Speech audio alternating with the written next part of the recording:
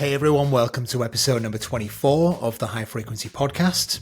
Welcome to all the new subscribers that we've had over the last month. It's probably as a result of Dilby coming on the podcast last month. You know, he does have quite a large following in Europe, so that has helped with subscriber numbers, which is great because the purpose of this podcast is to provide a platform for New Zealand and Australian artists to share their story, and hopefully that story goes further into a global market, which it appears to be. So I appreciate you supporting the podcast, and hopefully you enjoy the guests that we've got coming up in the coming months. Earlier this year, when I attended Shipwrecked, there was a few artists that caught my eye, primarily for their live performance that just added something a little bit different. And today's guest was one of those artists. Harry Charles is originally from New Zealand, but found his creative haven in Berlin in 2014, where he managed to cultivate a fusion of downtempo beats, slow house rhythms, live guitar, and soulful vocals that has captivated audiences globally. Now back in New Zealand, he's infusing the electronic music scene with a renewed vibrancy. Having released music on esteemed labels such as Serafin Audio, Imprint, and Underyourskin records, Harry's musical journey has taken him from major festivals to Europe's top clubs, showcasing his heartfelt expression, musical depth, and innovative approach. His debut album, The Light of the Open Door, and recent EPs 171 and On Film and in Life, showcase his musical evolution and influence in the electronic music scene.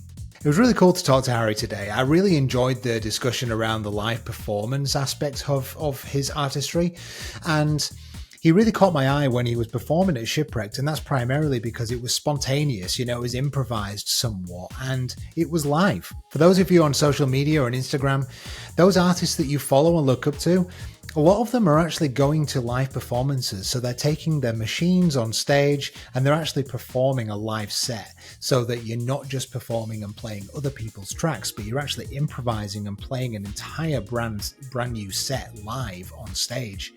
One that I saw in particular recently that just absolutely blew me away, two of them in fact, is an artist that I look up to called Ian Ludwig. He played at Sunwaves 32 and the most recent one 33, or it could be 31, 32, I can't remember. His live performances are just absolutely bonkers.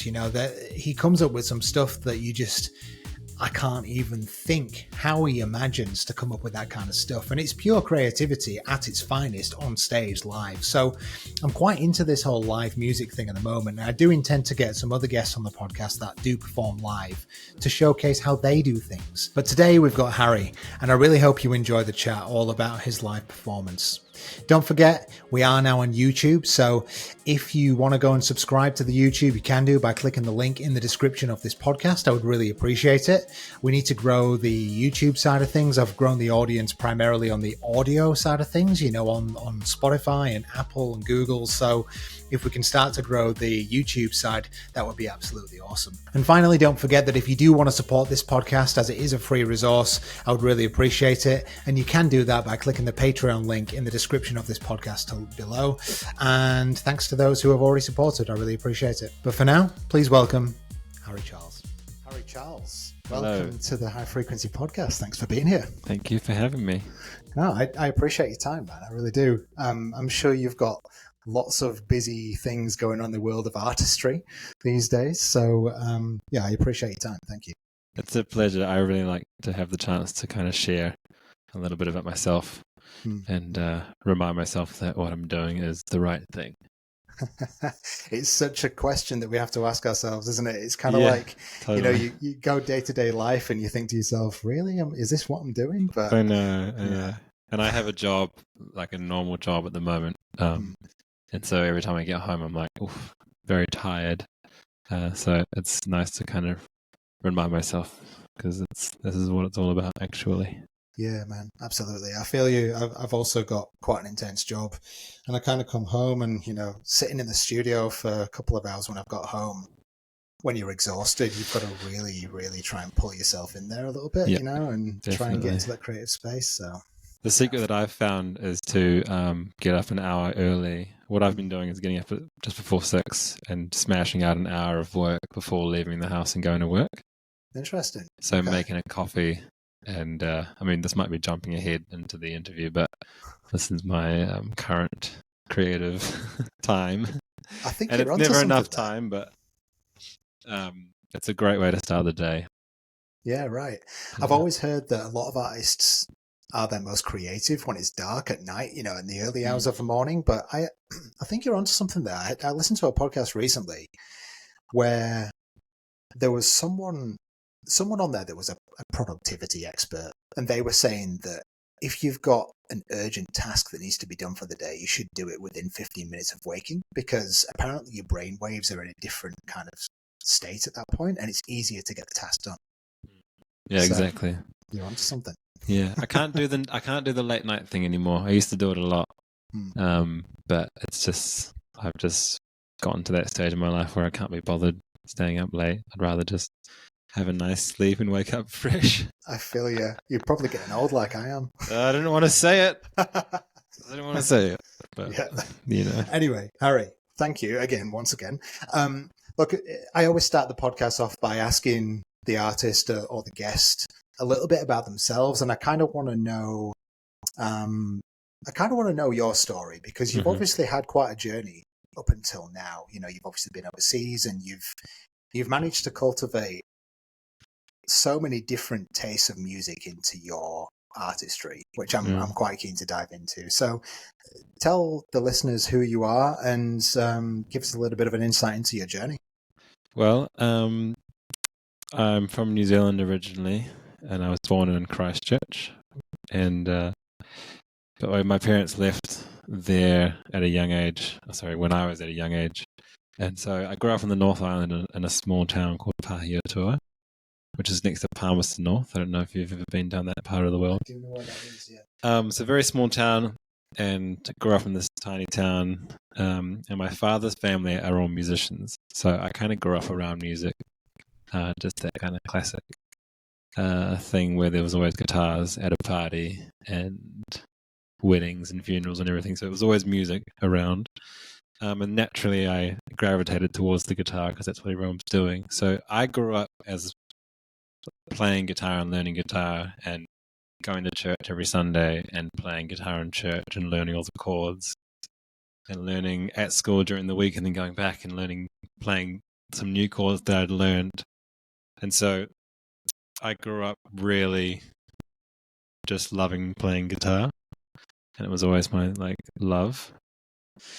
And then it kind of carried on into high school for a while, and I started to learn how to play electric guitar a little bit more, started to learn how to solo and what scales meant and all this kind of stuff. So the love for music started quite early because it was always just around, and I was kind of good at it quite early on. And just the best out of kind of the group of friends that I had that were playing and stuff. But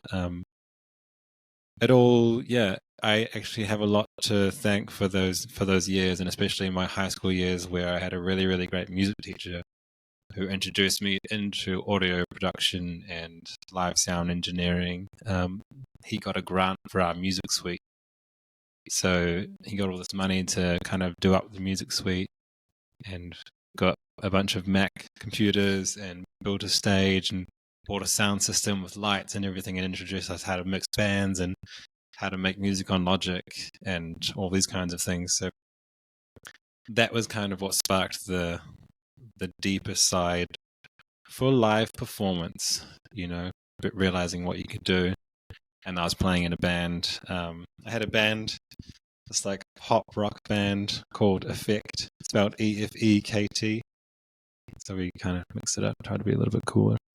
But we were performing in this national competition called Rock Quest. And we won the first time we entered the competition, we won the regional final. So they have finals all over the region. And we won our regional final. So it was kind of a little taste of success or stardom, because we had all these newspaper interviews and we won like a $500 rock shop voucher. So the love for music was really nourished throughout those early years, because it was very encouraged in my household. It was pushed in my school from my teacher, Des Lynch. Shout out to Des Lynch. And it was just always a natural place for me to exist in, and it was the thing that I loved the most about school. And it was what I was good at. And when I left high school, I wanted to go to jazz school, but I couldn't and still can't really read music. So I was always I taught myself by ear and just listening and playing and being taught by. I did know how to read tab, which is a type of guitar sheet music. But I felt that I wasn't quite ready for jazz school because I knew that it would be a bit complex. So I went to Mains in Christchurch, which is the Music and Audio Institute of New Zealand, and continued my sort of fascination in sound engineering and event production and all this kind of stuff. So I went there to study live sound and event production, which is what got me into mixing bands and being around this kind of concert venue performance, realm. So that kind of led into my late teens, early 20s, which I went to Christchurch for. And that was kind of, you go. I was just going to say, it's funny how many people I've met, me, myself included, who can't read music but have taught ourselves how to play certain instruments by ear. Yeah. And it's always when you've picked up an instrument from a very young age, and there must be some kind of intuitive aspect of being a kid with an instrument. I'm not too sure. Totally.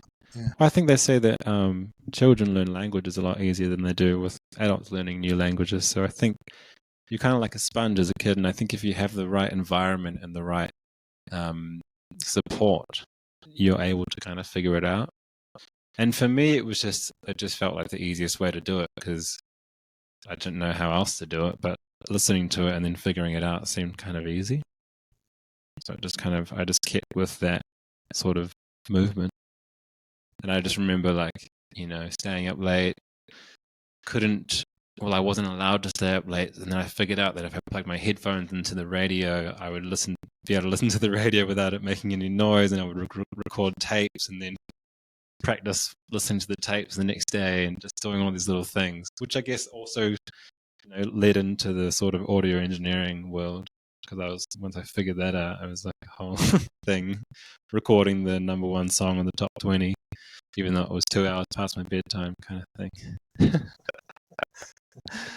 It was so good. I can't even remember what the song was. Some silly, but great song, probably. I guess. Yeah.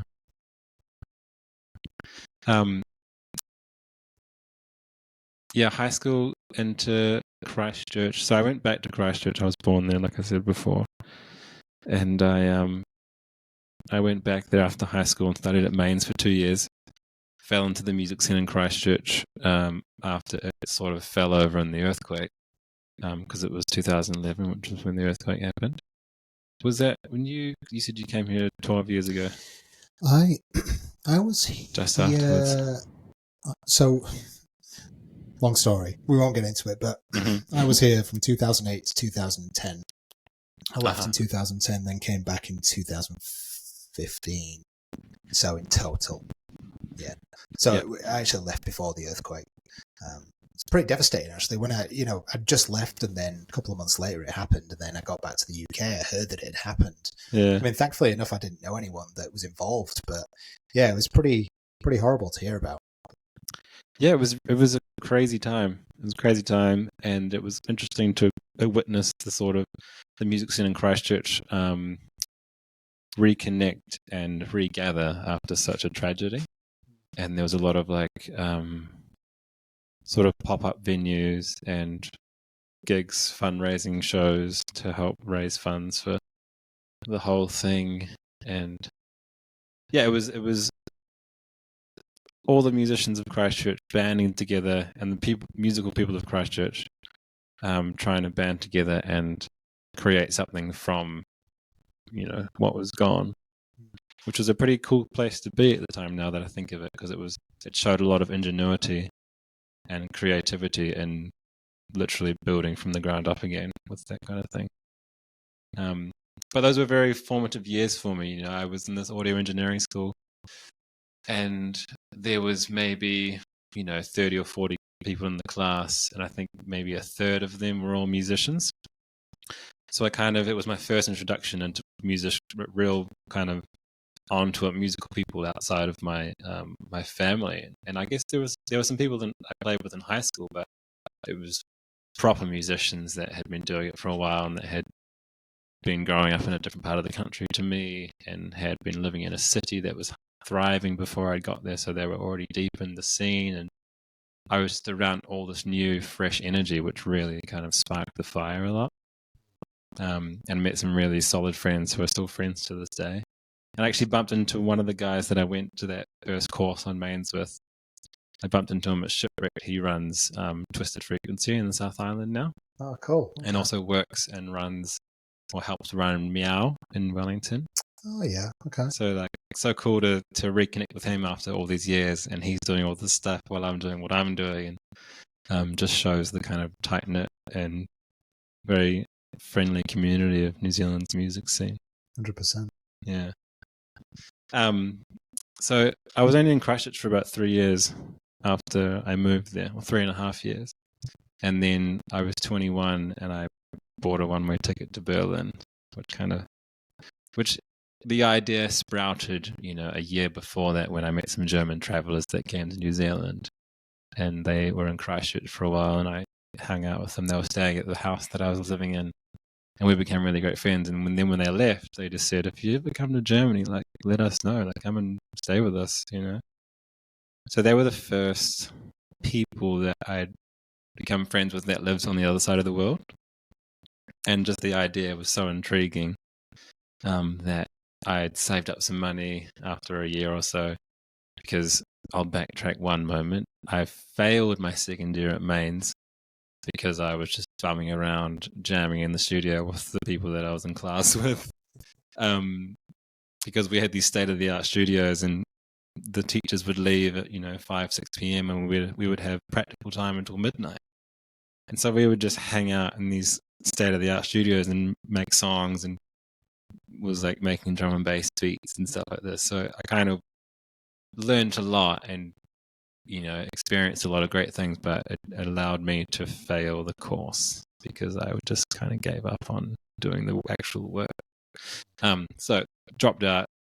I didn't really drop out, but I just failed the second year, and then I worked for about 1.5 years in this warehouse, packing boxes, saving up money, and then bought a flight to Berlin, and it was 10 years ago that I did that. The good old days, as they say. Exciting times, though. I mean, that moment, I think I was similar age to you when I went on my first traveling trip. I think I was just about to turn 20, and buying that kind of one-way ticket is the most exciting time of your life. Because I didn't go to uni at that point either, and it's I just remember that flight that me and my mate got to San Francisco where we were going at the time, and it's just that's your first bit of independence and your first bit of experience out of your home country, which is just so valuable, isn't it? Totally. Yeah, I mean, experiencing a different culture, especially somewhere like Berlin. Yeah. So, what was it like when you got there? It was the 26th of June, and it was super sunny. I asked the taxi driver, because this is before Uber was around, and I didn't really know much about public transport. I mean, apart from catching the bus in Christchurch, never knew how to catch a train in a city. I'd never done that before because we don't really have that in New Zealand. And I just, asked the guy, hey, do you speak English? And he said, no. Okay, I need to go to this place, and showed him the address. And at first I was right in the middle of the city. Have you spent time in Berlin? I haven't actually been, bro. It's one of the places that I wish I had have gone to whilst I was actually living in my home country of the UK. Yeah, totally. Because everything's so accessible from there. Yeah, but exactly. Since I've moved here, I've kind of realised how inaccessible all that is. And it's something that I wish I'd have done. So no, I haven't. Well, it's still there. It'll be there forever and always after that. So there's always time. But a lot of the kind of cool artistic neighborhoods are all kind of a little bit far out from the city centre, which is kind of very normal for cities. But I didn't really know that at the time. So I just booked a hostel in Mitte, which means the middle. And so getting out of the taxi, going to the hostel, going for my first walk through the city, which is kind of central business district, big shopping street, and I was kind of like, well, there's all the cool artsy stuff. But then one of the friends who I'd made, a year and a half earlier, one of the German guys, he lived in Berlin at that time, so he came pick me up and took me to all the spots, and we went out to a couple little clubs and got a doner kebab and drank some beer on the street, and it was all summertime, and I mean, obviously being so jet lagged, I was just kind of a bit spaced out. But first impression was hot, gorgeous freedom is what I'll say.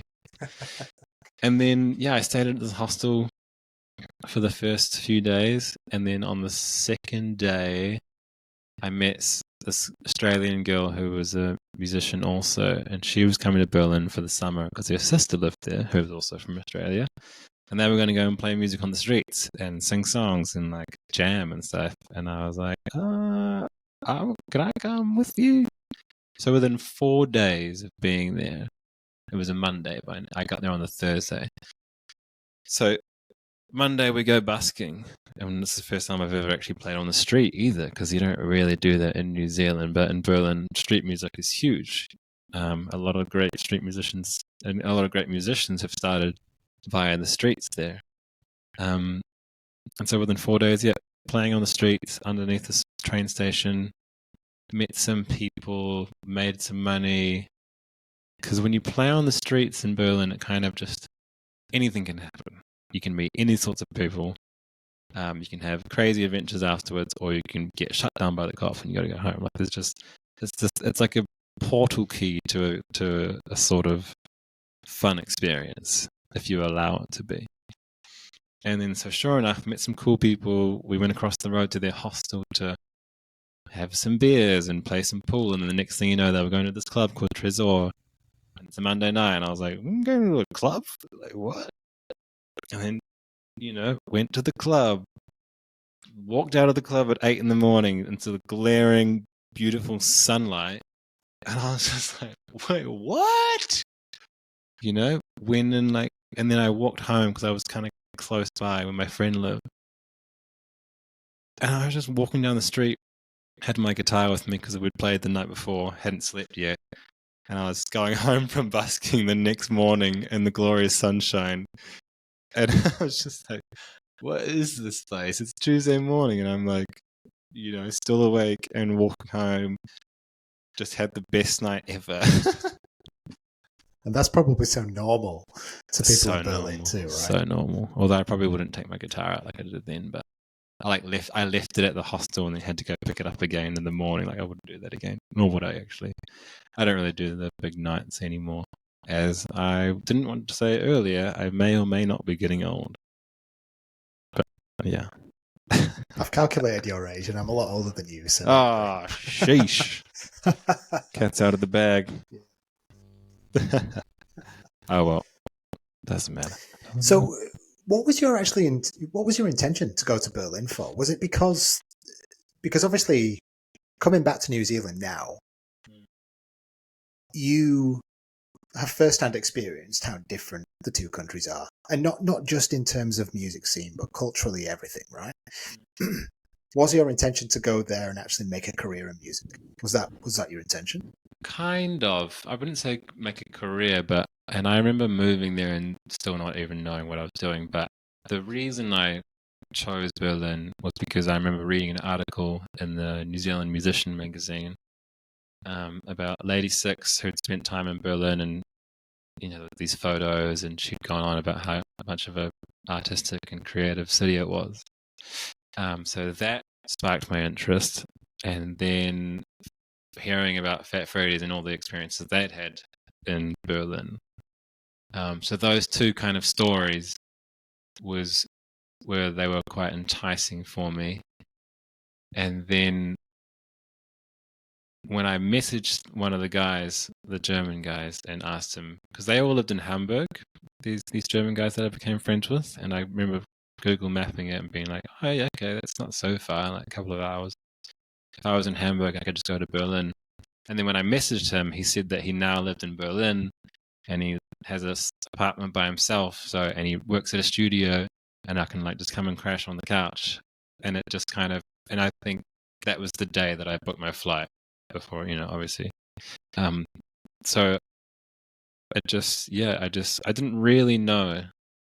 I knew one person. I knew it was musical and artistic. I didn't know anything about electronic music. I'd only ever been kind of exposed to drum and bass in Christchurch. Shout outs to drum and bass. And we've all been there. No, I love drum and bass still. And I just went. Didn't really know. And then once I was there and I started to play music, I realized that what I wanted to do was become a better musician and become a better person, kind of like grow as a human and grow as a musician. And I kind of focused on that for a while and just ticked away at it. But there's a whole journey. I don't know if you want to go there. Well, I guess with the whole Berlin thing, we know there's a massive electronic music scene there. And leaving Christchurch, yes, there was some electronic music, some drum and bass, etc. But I think from what I've experienced within New Zealand as well, and it has gone in its ebbs and flows, but it's dominated quite heavily by drum and bass in the electronic music scene in New Zealand. Definitely. And you will have potentially been open to exposed to plenty of other types of electronic music in Berlin. Was that the start of you incorporating instruments into electronic music and creating that kind of music? Was that where you started doing that? Well, kind of. There is actually more of a story. And I suppose that's why I'm here to tell it. It is. But so that first day busking and going out and like playing guitar, that's what I continued to do for the whole summer. And I was out playing and I met all these musicians constantly because there were musicians out every day playing on the streets and everyone was singing their own songs. And I'd like written some songs in high school and I'd written a couple in uni, but when I was performing as a guitarist and singer in Christchurch before I left, I was only ever doing kind of covers and stuff. And so what first inspired me was to create or to write my own songs. So I started writing songs and I went deep on the singer-songwriter project for a good 4 years, or at least a couple of years before I started doing anything with production. I didn't even have a laptop at that time. But then what I was doing is obviously I was playing. I was in a band with the Australian girl and her sister. Played with both of them. Played in a lot of different projects. Was kind of just like a guitar guy first and foremost, like doing a lot of session work, and then busking all the time and recording songs and trying to like sell a CD on the street. So I was really focused on the singer-songwriter project. And then all the while I was doing all of this, I was also partying a lot, because that's just what you do there. So really fell into the electronic world. Spent a lot of time in clubs like Sisyphus and Carter Blau, especially those two. And just loved the music. I loved it, and I so much so that I had no idea what any of it was because it was all quite fresh to me. And I mean, I think I'd been out to some techno stuff in New Zealand before, but I just never really got it.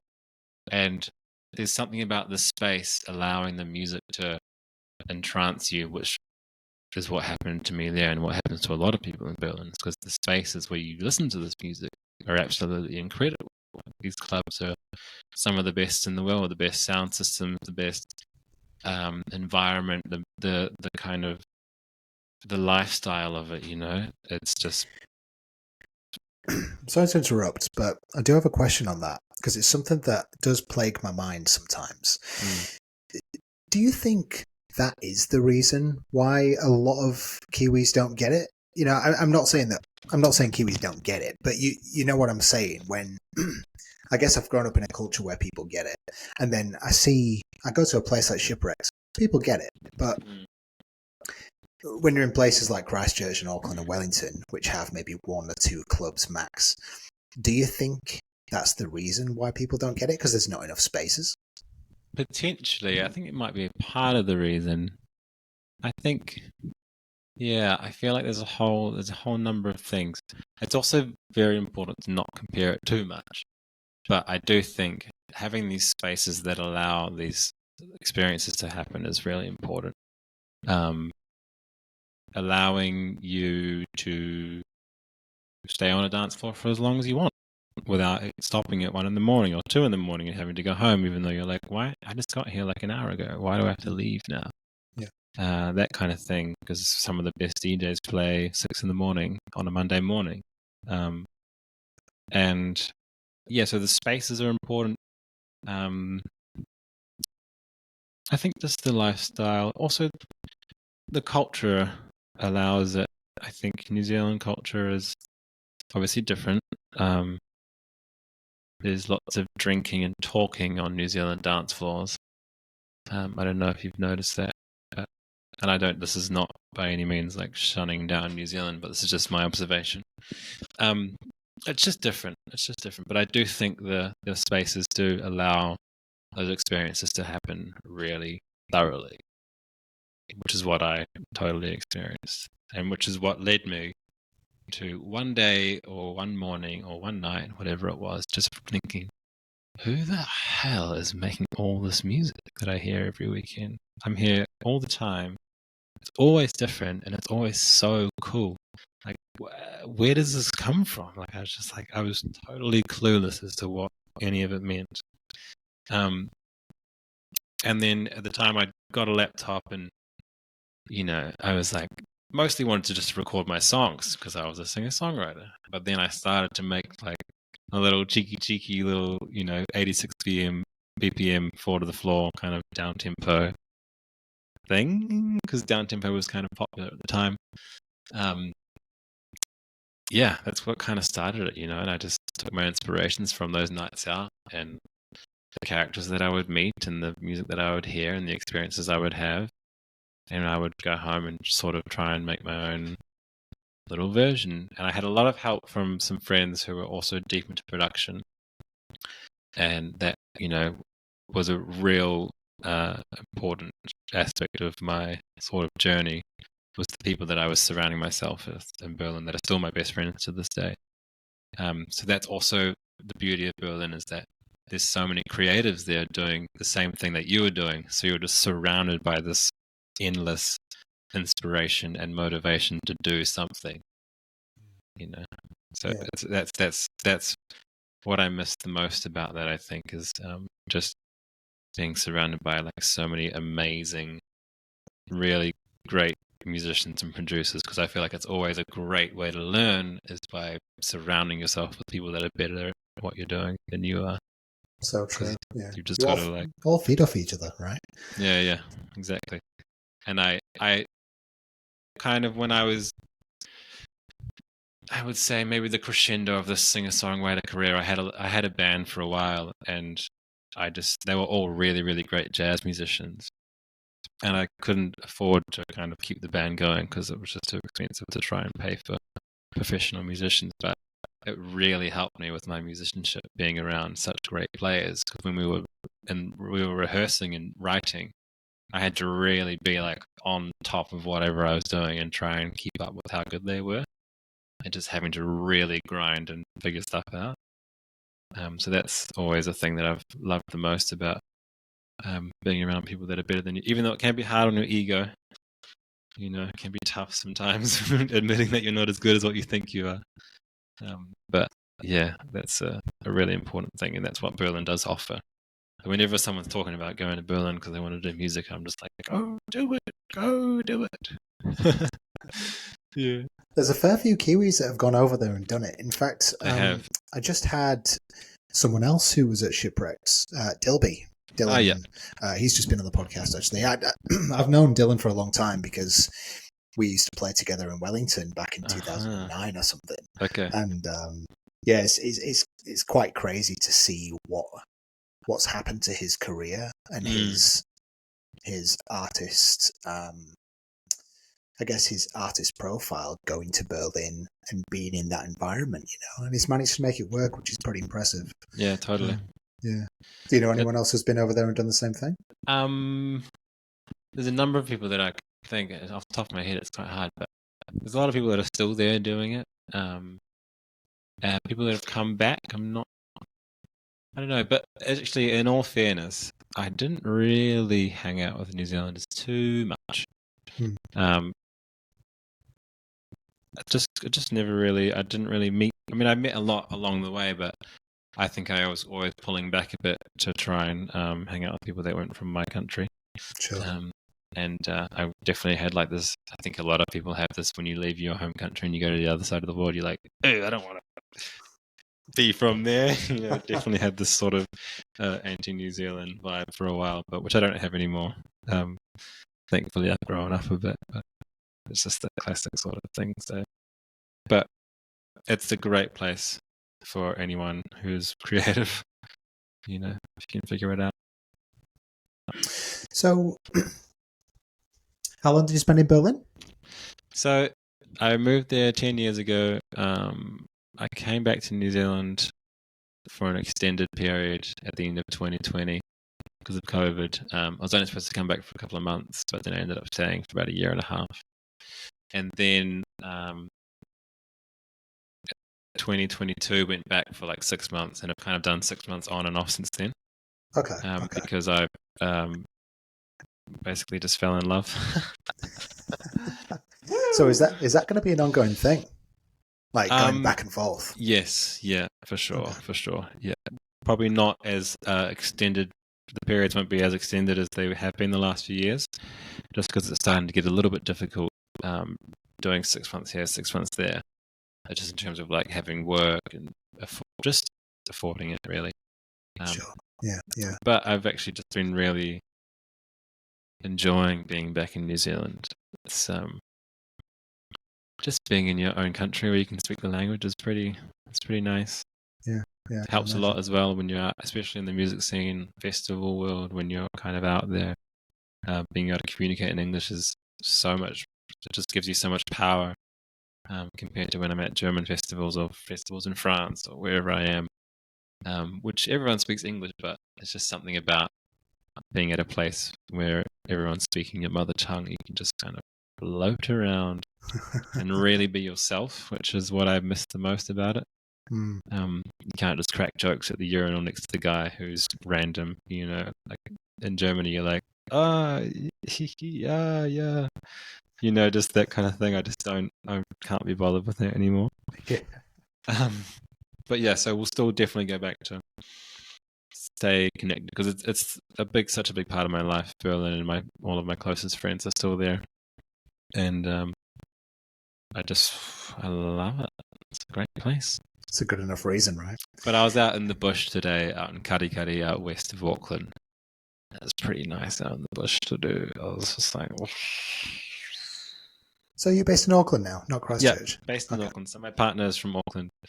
She's from Karikari out west, and we're here at the moment. And so we've been going back and forth together the last few years because she used to live in Berlin as well. Okay. But we didn't meet each other then, which is kind of funny. And we actually met at Shipwreck 3 years ago. Oh, true. Which is quite lovely. Quite a romantic. You two can thank Logan for your love. Yeah.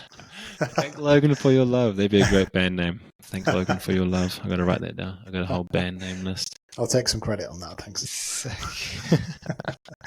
So, I'm probably jumping ahead a little bit, but one of the topics that I really wanted to chat to you about, because I'm not going to lie, I did not know who you were and who half the artists were before I saw you all play at Shipwrecked this year. So yeah, cool. And I think the reason for that was because I was very much into the music scene for years and years and years, and then I took maybe about 4 or 5 years away from the music scene completely, and then kind of came back onto it post COVID. So, as you can imagine, things had changed quite drastically over that period. Most of the connections that I had in the industry weren't actually in the industry anymore, and it was a whole heap of new people, so I found it quite hard to reconnect myself into the industry. But going to Shipwrecked was amazing because I got to meet all these people and see all these new artists that I've never experienced or saw before, and seeing people like yourself playing live, I was like, holy shit, like there's some damn good artists in New Zealand.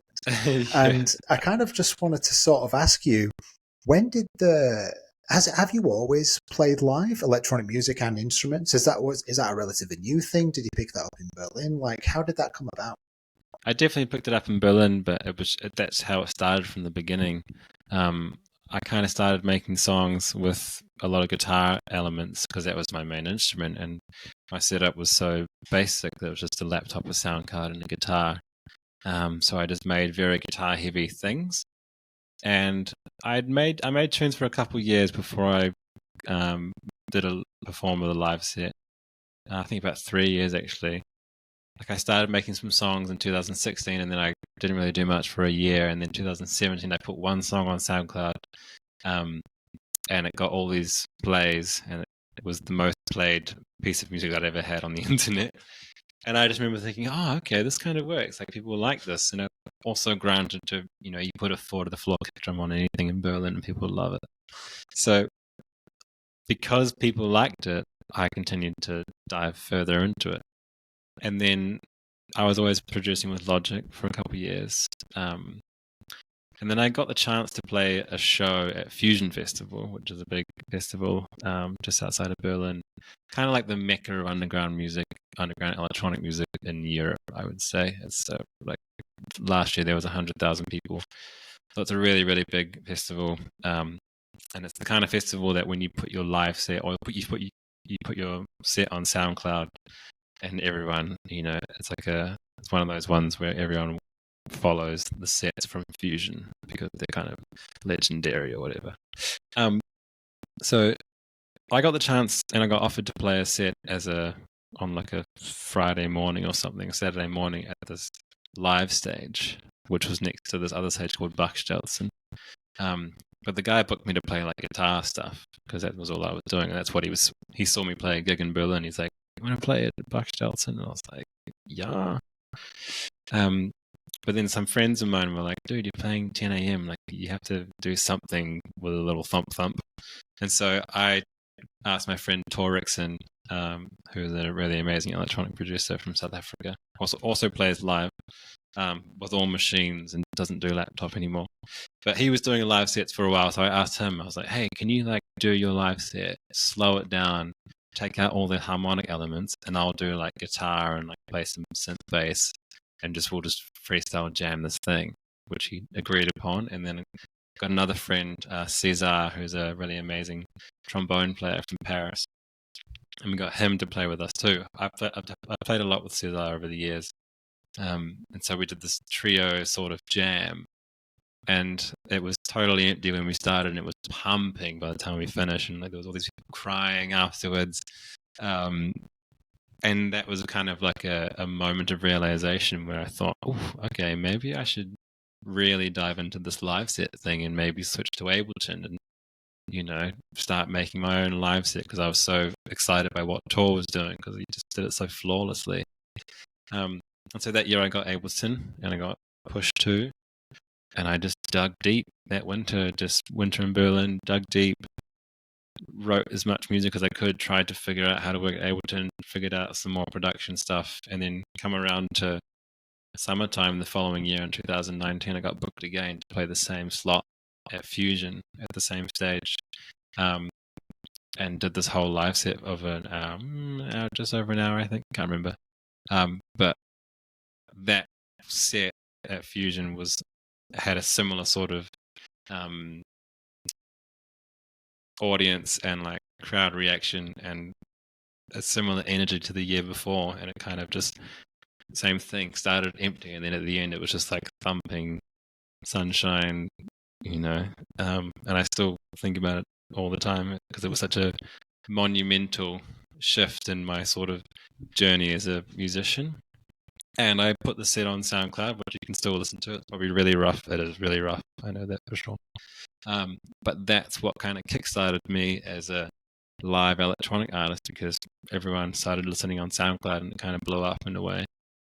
And then people were booking me to play live sets here and live sets there. And I was just like, okay, I want to do my live set, which I barely had any idea on what to do.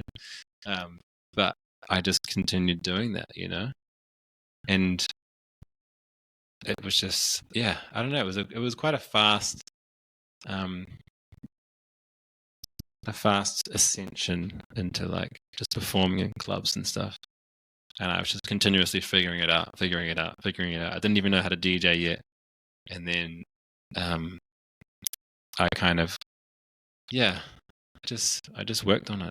Just did all the time and just kept writing new songs and kept playing live sets and always probably playing too much guitar and like singing out of key or like, probably didn't sound great or whatever, but it was just a constant process and I just always did it like that. And I still do the same to this day. I mean, my process is slightly more evolved, but it's always been performing with guitar and singing and Ableton Live with all the beats and everything. That is an awesome story. It's sort of just well, it is. It's just testament to someone who is doing what they love to do, and then all this stuff just falls into place around them because they're just doing what they love to do. They've got no particular goal, no particular target of being big and famous or whatever it is. You're just doing what you love, doing what you've grown up to do, and as a result, you're reaping the rewards from that. Yeah, I just think that's a really cool story because there's you can get in the music industry. I'm sure you would agree. You can get very caught up with what other people are doing, and you can compare yourself a lot in any industry. But I still kind of do it to this day. Yeah, exactly. We all do it, man. We all do it, and you can compare yourself. And the times that I've made the best music is the times that I'm not comparing myself to anyone. I'm just making music, So I love that story. That's great. And for those of you that haven't seen Harry play live, it is quite an experience. And you definitely don't sing out of key, mate. I use in-ear monitors now, so that's really helped me to like keep myself locked in. Yeah, right. Yeah. But yeah, that was all of it just came from continuously working on it and grinding away and having shows that weren't so good. And but then obviously I was blessed with the chance to really work on it in a city like Berlin, where there was all these offers to play live sets in different clubs at different times of the day and having these really amazing experiences. And it was a shame. I mean, COVID was a shame regardless, and it's a boring subject, but I'd started working with this lady who was kind of managing me at the beginning of 2020, and the first gig she got me, she sent me to Egypt to play this kind of private party for like 30, 40 people in the Sinai Peninsula with who else was there? Dear Jade. She's a really great DJ, French Swiss. But anyway, it was just like this crazy experience to go to Egypt for a weekend and play this party for this group of people and have it all expenses paid, and played my live set in the mountains with all these Bedouin people hanging out, and like it was just, I couldn't believe it. That something that I just tried to work on for a few years. Next thing you know, I was in Egypt for the weekend. And then there was a whole year booked out, obviously, blah, blah, blah, and didn't happen. But it was kind of cool in a way, because then it allowed me to just sit inside and just continue writing music. And I did a lot of remixes and released a lot of music in 2020. I just kind of pumped it out. Some friends of mine one friend was very successful in downtempo at the time, and he still is. But I was like, how do you do it? And he's just like, I just flooded the music with internet.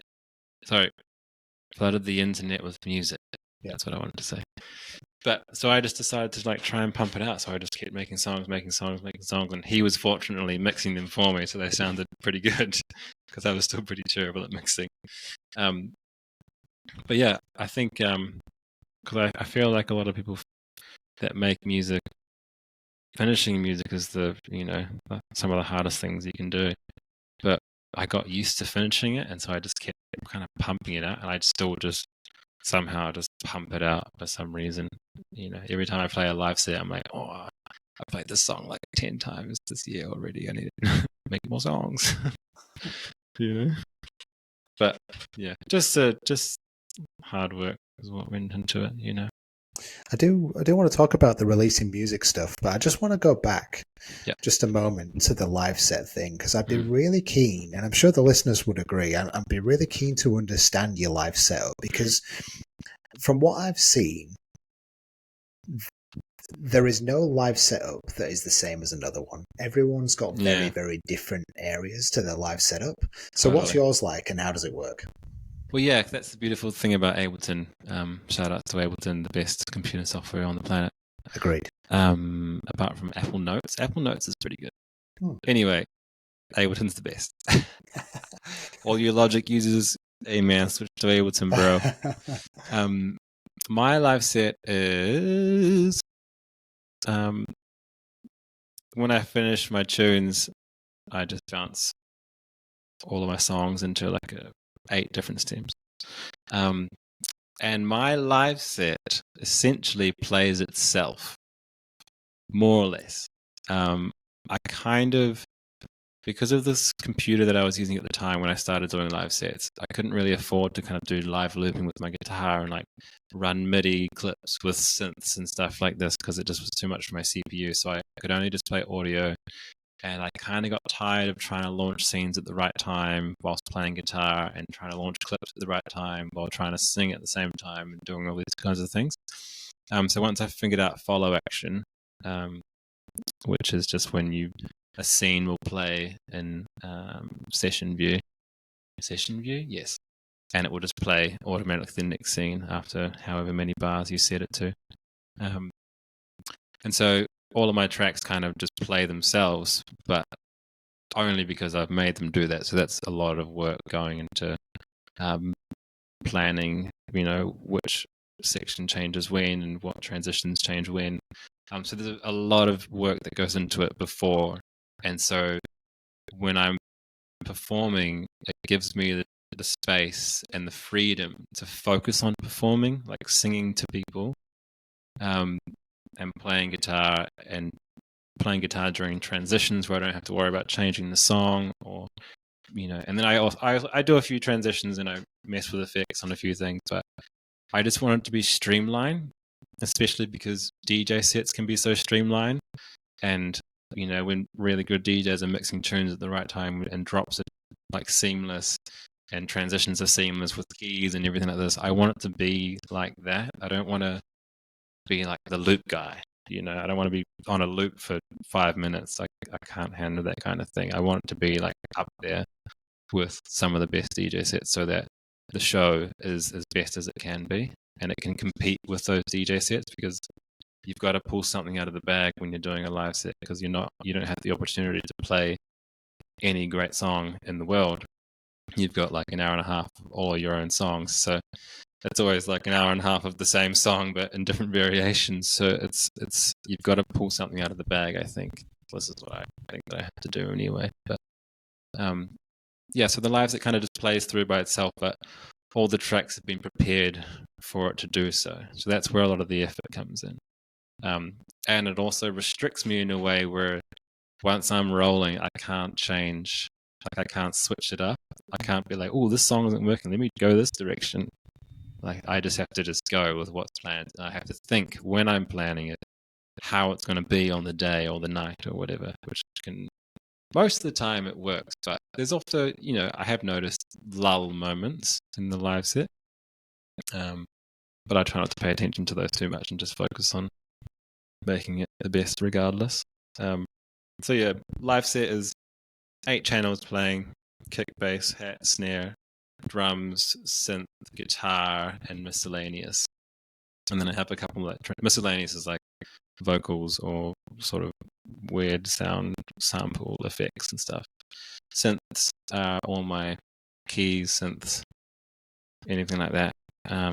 Guitar is guitar, bass is bass, hats and snares I like to keep more of a control of because they're kind of important elements. And then all my drums and percussion and everything are all in the one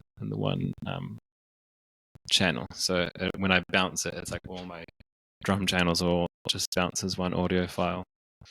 And I only went so streamlined maybe like in the last year because I found that, I thought, I'm pretty sure that my mixing was getting good enough that I didn't have to worry about adjusting levels of all the different percussion channels because before I have it like I have it now, I had 16 channels with like 3 percussion channels, 2 drum channels, and I was adjusting all the levels while I was playing, which is another important thing to note that I don't adjust any volume levels when I'm doing my live set anymore. I was performing with the push 2 mostly. I never did the APC thing because I never had one, and I got used to performing with push. So when I first did live sets, I was always just adjusting the volumes as I was going and like figuring it out and mixing live, which I just thought was what you did. But noticing how people perform with the APC, where you can just, when your fader's all the way up, that's whatever the channel is set to. And I think you can also like reverse engineer your APC, that when you pull the fader down, that's when all your channels are up. So you don't like worry about bumping your thing down or something when you're performing. I've seen OY as a live electronic artist. He does that with his APC, which makes sense, but I'm also like, whatever. But anyway, so once I felt like my mixing got to a point, I decided to just not worry about adjusting volumes and just get it right. Sometimes I have to adjust like a few things here and there. Just if I feel, the bass really heavy on the kick drum or something, I'll just pull back the volume on the kick bus or whatever. Which is another thing to note, that when you're going in with a live set, there's so much more processing you have to do, like master chain and all your things, because you're trying to compete with mastered songs that the DJ is playing before and after you. So that's a whole other journey that I've spent ages trying to understand, and still am somewhat trying to understand, although I feel like I've got it to a certain point at the moment, which seems okay. But it's just so much time, so much time goes into a live set. But I love it. I love the nitty gritty, like adjusting of the tiny little annoying things and just changing things that are so subtle but make a huge difference on a loud sound system. I could go on for ages about all this stuff, boring or not. It's fascinating. I mean, I guess the reason I find it fascinating is because, I am heavily into music production. So obviously I use Ableton, I use equipment. I know exactly what you're talking about when you're talking about all these things. Whilst I guess there's a lot of newer producers out there, maybe some newer people who've transitioning from DJing to playing live. And it's just quite interesting to hear the dynamics of it.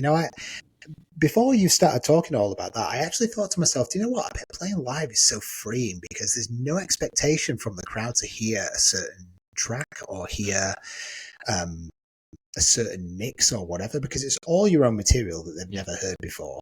Yeah. But listening to you talk about how restrictive it actually can be is quite interesting. I didn't know any of that. It doesn't have to be. I know a lot of people that do a lot of live looping and that can freestyle and just chop things up and switch it up, and I just don't know how they do it in a way that's, well, I know that they do it because I've seen it happen, but I'm always like, how do you do that? I don't know. Like, I just want it to, like, I don't want to get too lost in the computer and within the controllers and stuff, because I spend a lot of the time like playing guitar and singing, and and I want to focus on the performance side of it. I want to focus on connecting to the audience, because that's really important. I've realized in the last year I've had a lot of like lessons in that, in my own experiences, about how important it is to just really be there with the audience. Yeah, I agree with that. Yeah, so you can be really free and you can be really expressive with your live sets, and I know a lot of people that do a lot of crazy stuff. But this is the thing with Ableton, it's just so modular. You can do it however you want, and however you want is how it is for you. That's the beauty of it, like no one actually knows, like everyone does it different, and that's so awesome, and that's what makes it so special when you do your thing, if you can like crack into it like that. Yeah. So it's probably quite a cliche question, but considering that you create everything live and you have instruments involved, how would you describe your sound? Because listening to your set and listening to some of your mixes, and this is the beautiful part about it, in my opinion. Yeah. It doesn't fit into a genre. I hate genres. Yeah. So how would you describe it? Like, what's your intention with your live set? I would describe it, if I was to nail it into a genre, I would say it's organic house. Nice. It's a term that's kind of come around in the last couple of years, solely because, and I'll reuse that word, it has a lot of soul in it. I don't know if you would say like soulful organic house, but something about the word organic feels human and soulful and natural. And I think a lot of my sounds, I mean, it's electronic, but it's not like hard rave club stuff, you know? Although I do try and like do that sometimes. And then I always realize, oh, my stuff's so like, it's always very heartfelt kind of sounding, like the chords that I use and the melodies that I play. It's always got this kind of, like full of passion and heart, I think, a lot of the time. And especially when I play guitar, I feel like I'm trying to make the guitar cry or sing. Or there's just a lot of feeling in it, I think. That's what I want to try and portray. And I want to help people feel as well, But then over the years, I've slowly sped up all of the BPMs that I'm playing because I want to compete with, dance floors where everyone's like having a great time, and play later sets, play at 10 p.m. main stage at Shipwrecked or something like that. I would love to elevate to that level, but with a certain BPM that's not so fast. I do find there's a lot of beauty in moving a little slower. I like to walk onto a dance floor and continue my legs at the same pace that I used when I was walking on. Walking on and then you're already dancing because you've just walked into the dance floor instead of walking and then having to go, oh, okay, now I got to go like this. That's what I've always liked about downtempo. So I would describe it as like downtempo organic house. And that's kind of where I'm at the moment, just want to make people feel something, just want to provide a time of enjoyment and not escape, but just a moment of still inside the grooves. I think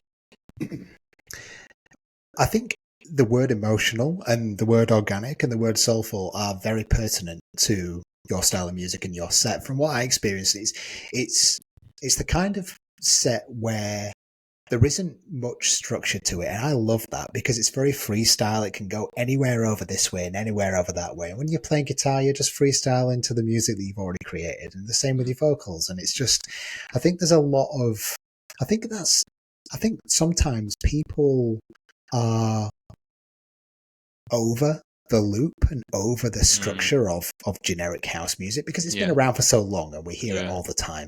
And I think actually having something that is quite organic over the top does work really well. I've just recently made a track that's got like a really nice kind of flute sample over the top of it, and it ebbs and flows throughout the entire track. And I feel like that's, even though it's just a sample that I've adjusted and modified in some way, shape, or form, the actual point of the track is just one straight groove, but that element changes the entire dynamic of the track, and it's the same with your live sets. So I would say that your description seems somewhat accurate. Yeah, and I love it. I just love doing that. I love playing to people, and I love being able to have the chance to be able to provide a different experience than just what's normally going on. Because I do think it does differ a little bit. And it's, it can be very cinematic at the same time and full on. And who knows what it will turn into? But that's the beautiful thing. You don't know. Exactly. Did you? So obviously you've released quite a lot of music, and I presume that's under the same sort of genre that you've just described. Yeah, pretty much. I did actually, before I did all this electronic stuff, I did actually release an EP with the band that I was talking about, like a 5-track bluesy, jazzy EP, which you can still listen to on Spotify if you want. It's called Left Behind. Cool. Go and hear me belt out some like John Mayer style songs. I still love it. I still think it's sick, and the band is so great. Like, it's always an enjoyable thing to go back and listen. But have mostly, in the recent 3-4 years, been just releasing kind of down-tempo organic house stuff. I did do like an ambient guitar album in 2020, just during lockdown. I just had all the time, so I actually make a lot of ambient music too, to kind of just calm me down. Nice. Amongst the chaos, which I will have to try and figure out a new alias for, and hopefully release an ambient album next year. But yeah, at the moment, the Harry Charles project is primarily just kind of downtempo organic house. Although I am starting to dive back into like songwriting, and am trying to merge the two a little bit. And I'm going to put out an album in February. I think I can say this now. I signed a record deal last week with Loop Recordings, who are a pretty great music label in New Zealand. Sonoy is also signed to them. He was the kind of first electronic artist. So they've signed me, and we're doing an album next year. So I'm gonna like try and dive into a little more musical, with still with some dance vibes, but trying to kind of bridge the gap a little bit, like, you know, Caribou, Bonobo, kind of like that sort of spectrum is what I'm aiming for, because I kind of want to move out of the festival rave club scene a little bit and head more into the concert world, and like, because I feel like my show is already some sort of a musical show. That's not just a set, you know, because it's slightly different. There's a huge difference between a live music performance and a DJ set. They're actually quite far, which is what I've realized as a live electronic artist, how much they differ. And that's a whole other story and tangent that I'm still trying to figure out. But it's not a bad thing at all. It's a great thing to realize. But I want to, go out of the rave scene a little bit and try and focus more on like concerts and all this kind of stuff, which is what this new record will hopefully be. I just have to write it now. That's amazing, man. Yeah. Congratulations. Thank you. It's pretty exciting. I was stoked. I can imagine. Yeah. And it's also pretty cool that you've created this thing where you are able to move out of the club rave scene. You know, you're not stuck in one particular genre releasing music that you're only able to play in clubs. Exactly. I think it's beautiful that you can go into kind of a concert sort of environment and still do your thing and still create a show for those people. So that's an amazing thing. Exactly. Yeah. I'm pretty excited for it. Just have to really dig deep now. Yeah. Well, New Zealand winter is coming, mate, so you've got plenty of time. Oh, no, I want to go back to Europe. Where can people find your music, Harry? Is it on Spotify? Where can they buy it if they wish to go and buy it? Spotify to listen, Beatport to buy, also a little bit on Bandcamp, but all of the music that I've released in the last few years, it is on Bandcamp, but it's always on the individual labels that I've released on. Okay. I need to figure out a way. I'm pretty sure there's probably a way that I can like route all of that to my sort of Bandcamp page. I don't know if that's a thing or not. I think there is a way to do it. I haven't quite figured it out either, but I think there is a way to do it, yeah. Let me know if you find out. Yeah, I'll figure it out. I think Loop are going to figure that out for me, hopefully. But yeah, so Spotify, Bandcamp, SoundCloud. Obviously, if you want to hear my like live sets, I played the closing at a really great festival called Abracadabra at Ponderosa Ranch a couple months ago. Beautiful festival in Paeroa. So that was recorded, and that's my latest set online on SoundCloud. So you can just go soundcloud.com/Harry Charles, and you'll find it there. Fortunately, somehow I've managed to get that URL on SoundCloud, just Harry Charles, without any sort of anything. That's pretty good, yeah. I'm grateful. But yeah, it's all there. Just search it up. And if you weren't at Shipwrecked and you want to watch Harry's set, it's actually on. You look like you don't know. You don't know this. Where is it? I actually discovered it. It's on. If you go on the Shipwreck website and you look at the photos/videos section, if you click on the videos, it takes you to a website called liveonair.co.nz, I think. And it's on there. Full high quality production and everything. The whole thing? Yeah, the whole thing. Sick. I'm going to have to go find that link right now. It's pretty cool. Like I checked it out earlier on. In fact, what I'll do, Harry, is I'll link everything, your SoundCloud, that video, all your production sort of areas into the description of this podcast as well, so people can find it pretty easily. And where can they go and find you if they want to see more of you? Have you got any socials? Yep. So you could start with Instagram because it's the center of the universe. Harry Charles with 3 underscores. Oof, okay, not just one. and there's not kind of just like a two. sultry photo of me, like black and white, whatever. But if you want to go, sort of the core of it all, just go to harrycharlesmusic.com. It's a website, and it's a website if you didn't know what that is. So you can find everything from there. So harrycharlesmusic.com. Awesome. And do you have any gigs coming up in New Zealand that people can catch you at?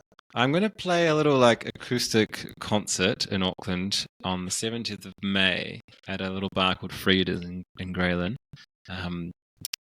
Just because I feel like doing a little something like that. But I haven't got any sort of electronic live set DJ anything gigs for the next little while. It was a very busy February, March. I think it was like every weekend for 8 weeks in a row after Shipwreck or something like this. So I was quite grateful to not be doing anything for a little while and just kind of like, got some housework to do, chop some wood and all this like just good stuff, which I'm really enjoying doing.